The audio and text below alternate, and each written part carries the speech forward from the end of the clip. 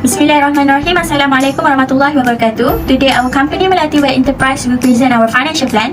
So this is our presentation outline. Before we move forward, let me introduce our management team as well as our role in this company. Okay, so firstly, our general manager is Nur Atira binti Muhammad Zakir. Our marketing manager is Nur Aisyah binti Yusof. Our financial manager is Nur Syafiqah Huda binti Anwar. Our administrative manager is me, myself, Nur Aina Saifah binti Husni. And lastly, our operation manager is Nur Adila binti Muhammad Nohi. Okay, next our company overview. We talk about our company name and motto.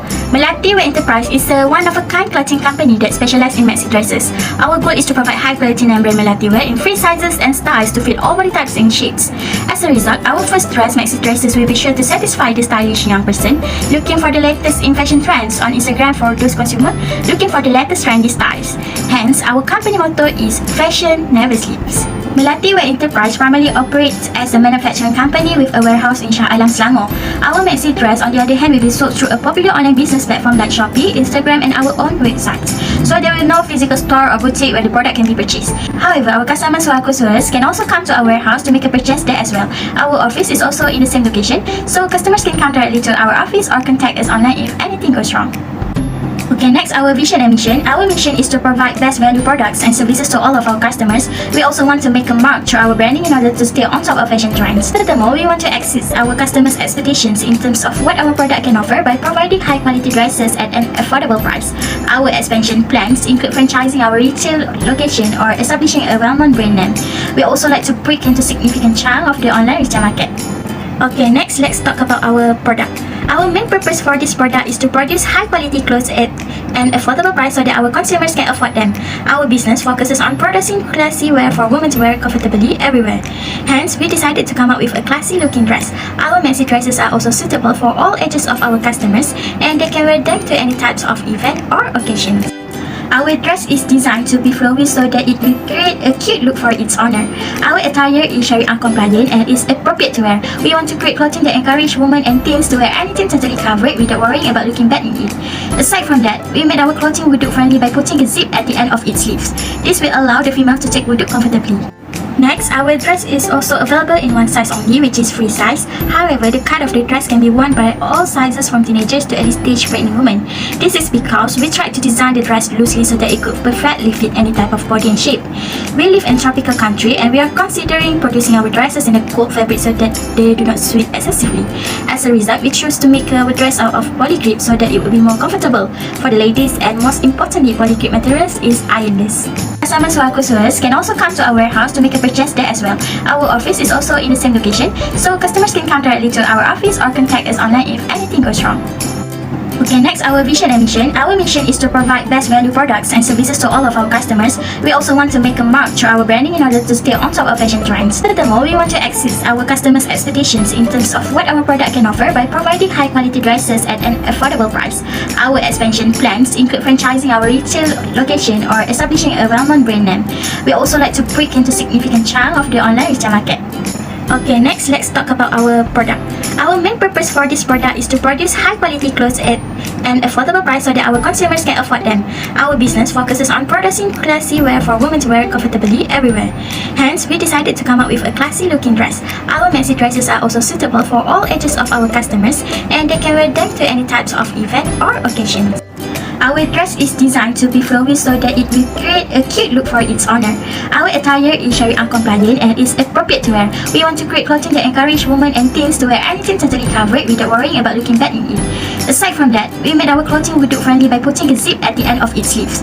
This will allow the female to take wuduk comfortably. Next, our dress is also available in one size only, which is free size. However, the cut of the dress can be worn by all sizes from teenagers to early stage pregnant women. This is because we tried to design the dress loosely so that it could perfectly fit any type of body and shape. We live in a tropical country and we are considering producing our dresses in a cool fabric so that they do not sweat excessively. As a result, we choose to make our dress out of polygrip so that it will be more comfortable for the ladies, and most importantly, polygrip materials is ironless. I'll explain the next part, which is market analysis. Market market analysis provide information about our industry, customer, competitors and other market variables. We also can determine relationship between demand and supply for our product, which is dress. Our business goals in doing market analysis is to learn more about our target market who interested with our dress, and also to learn more about our competitors who operate in the same industry as us. We did market analysis and decided to concentrate more on our target market. In our analysis, we want to produce outfit for a group of teenagers and pregnant women who in early stage of pregnancy. This is because our dress is appropriate, comfortable and follow the trend of fashion based on our customer desire and taste. Next, our company started in Shah Alam, Selangor because it's a crucial location for many fashion enterprise based on our analysis. People are more likely to find clothing and accessory in areas where there are more fashion stores operate there, such as Sephora Creation and Christina Boutique. Lastly, our business did SWOT analysis to identify our product specialties to compare with other competitors. We recognize our strength, weakness, ability and threat of our product, so we know where our customers should choose our product compared to other brands. For example, our product is ironless and our location is strategic location for people that are attracted to the fashion industries.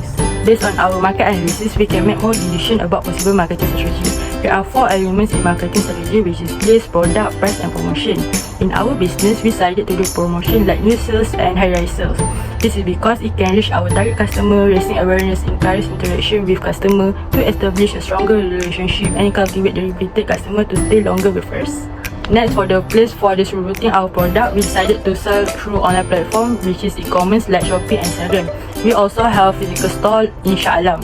E-commerce is user-friendly technology and a large selection for our customer because it's more usable and manageable.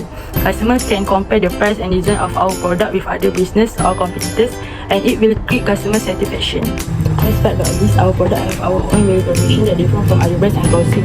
Our dress is endless, friendly and flowy, suitable for our target market and follow the trend of fashion. We manage and conduct quality control for the production of dress in order to provide high quality product. Plus, we give a secure packaging available to good customer trust. Next, we will move to the operational plan of the business. An operational plan lays out day-to-day tasks that keep a business running efficiently. So, an operational plan is a highly comprehensive plan that depicts how a team or section or department achieve the organization objective. As a result, our Melati Wear Enterprise operating plan is divided into several steps. For instance, how we will create our product, how we will keep it, and how we will distribute it to our consumers. First of all, we decided to sell a classy looking dress, which is the maxi dress. To produce our product, the first step you have to do is to find suppliers, and this we know since we don't want to have any workers in the manufacturing line yet. The essential raw materials that we need are fabric, which is polycrete, lycra, metal tabs, buttons and zips. All of the materials are imported from China because they have an affordable price. The list of suppliers are as shown in the slide.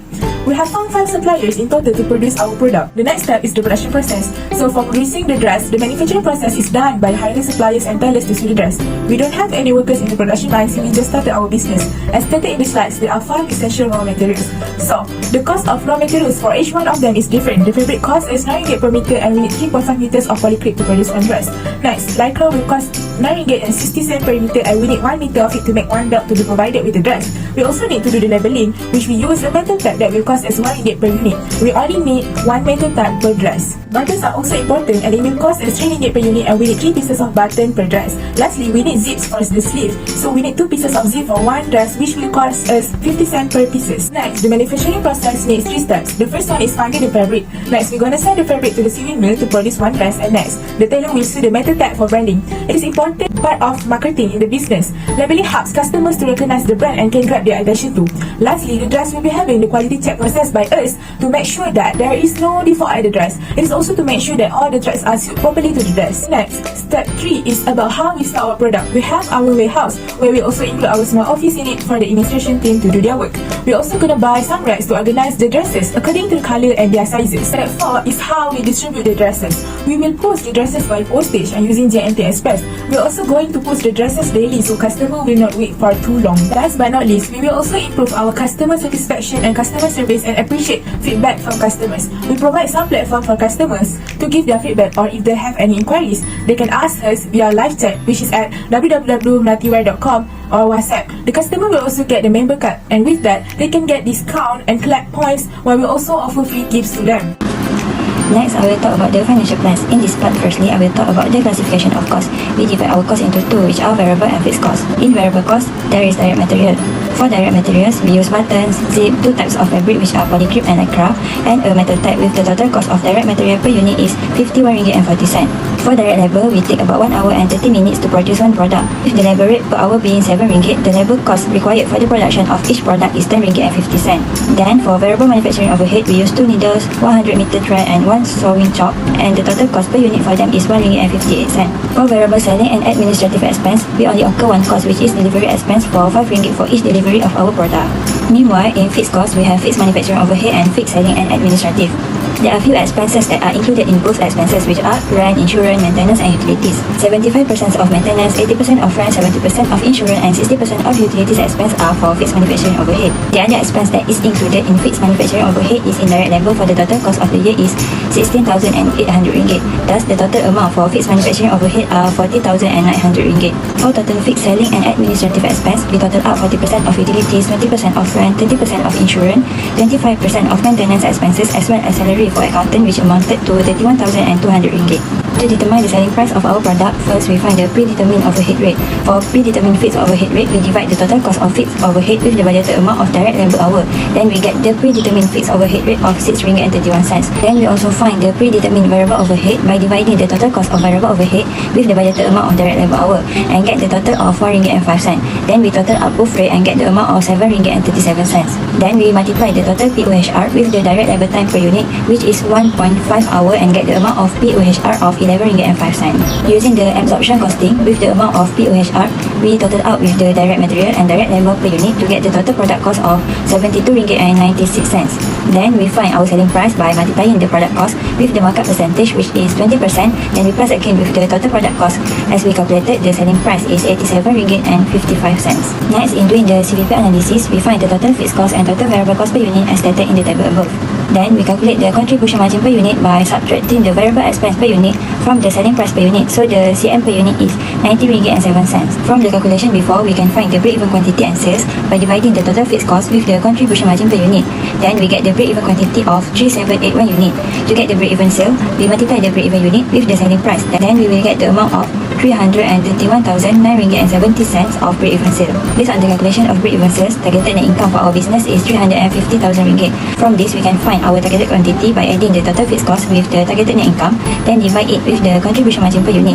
As we calculated, we find our targeted quantity to sell to achieve the targeted net income is 21134 units of the product. As we can see from the CVP graph for Melati way above, there is a point of break-even quantity and sales. If we sell below the break-even quantity, we will get loss and vice versa. For the operational budget, we will be starting with the sales budget first. To find the total budgeted sales, we need to multiply the budgeted sales per month by the product price per unit. And then the total budgeted sales for a year is 1,850,281 ringgit 70 cents.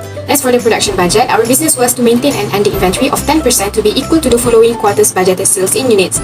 Thus, to get the required production, we need to add budgeted sales with desired ending inventory and less beginning inventory. The total required production for a year is 21,924 units. Next, the direct material budget for each direct material can be calculated by multiplying the production with materials per unit and adding to the desired ending inventory, which is 10% of the following year's production need, and less than with the beginning inventory. For buttons, the materials to be purchased are 68,115 units, and for zip is 45,410 units.